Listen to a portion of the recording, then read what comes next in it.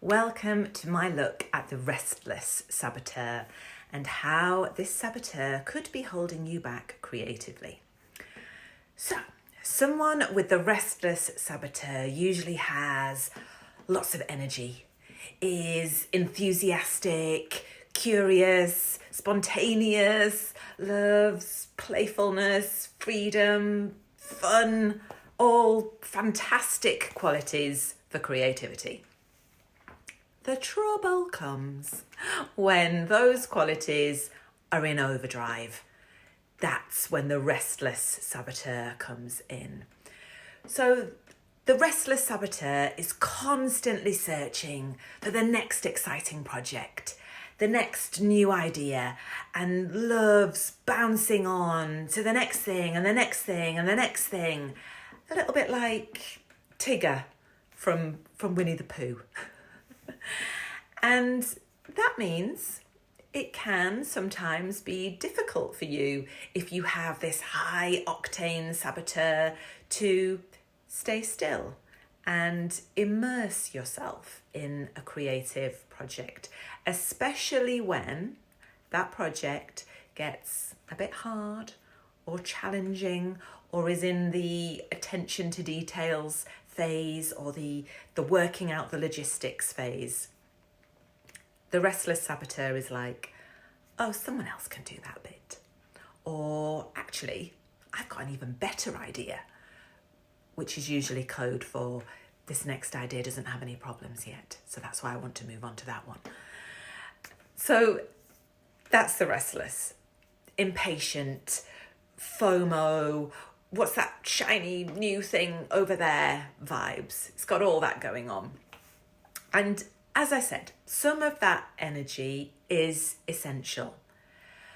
But to bring any creative endeavour to fruition, there are times when you have to do a bit of the slog or the hard graft.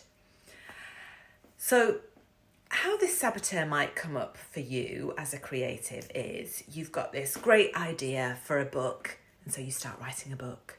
And then a few chapters in, you say, actually, I've got a better idea. And it's for a screenplay. And so you stop the first idea and you go off to work on your screenplay and you might even finish it. And even though it's only a first draft, you send it straight out to producers. But if it comes back to you and you get notes about how to improve it, you don't go back and implement those notes because you are already on to the next thing. So that's the restless saboteur, multitasking like there's no tomorrow, leaving a trail of half done or done but not finessed yet projects in your wake. Now, I am not criticizing anybody that has multiple projects or ideas on the go at the same time. I do it. I know lots of creatives do that. But this is about, do you have the staying power to complete any of those in a meaningful way? Or are you constantly distracted and on to the next thing because you feel uncomfortable staying with something and sustaining any of your creative projects? Because here's the thing, you have gold in your depths.